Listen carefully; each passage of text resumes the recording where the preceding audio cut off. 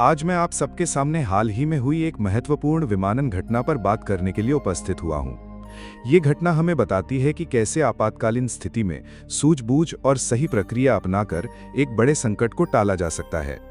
ये घटना 20 जून की है, जब इंडिगो की एक उड़ान गुवाहाटी से चेन्नई के लिए रवाना हुई थी।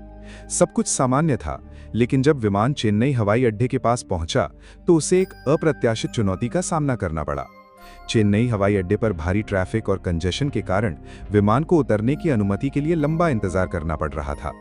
लगातार हवा में चक्कर लगाने के कारण विमान के ईंधन का स्तर चिंताजनक रूप से कम होने लगा।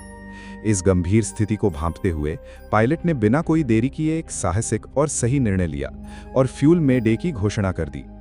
आप सभी को बता दूं कि फ्यूल मे डे एक आपातकालीन संकेत होता है, जिसका अर्थ है कि विमान में ईंधन की भारी कमी है और उसे तत्काल उतरने की आवश्यकता है।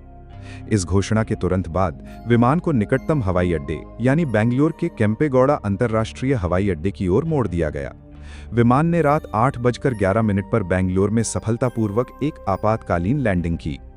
ये सभी यात्रियों और क्रू सदस्यों के लिए एक राहत की सांस थी। बेंगलुरु में उतरने के बाद विमान में फिर से ईंधन भरा गया। इस प्रक्रिया में लगभग 2 घंटे का समय लगा। इसके बाद विमान ने अपनी आगे की यात्रा फिर से शुरू की और अंततः सुरक्षित रूप से अपने गंतव्य चेन्नई पहुंच गया। इस पूरी घटना के दौरान नागर विमानन महानिदेशालय यानी डीजीसीए को लगातार हर गतिविधि की जानकारी दी जा रही थी, जो ये सुनिश्चित करता है कि सभी सुरक्षा नियमों का पालन किया गया। ये घटना पायलट की सतर्कता, त्वरित निर्णय लेने की क्षमता और एयर ट्रैफिक कंट्रोल के बेहतरीन समन्वय का एक उत्कृष्ट उदाहरण है। इसने ये साबित कर दिया कि हमारे विमानन उद्योग में यात्रियों की सुरक्षा सर्वोच्च प्राथमिकता है। धन्यवाद।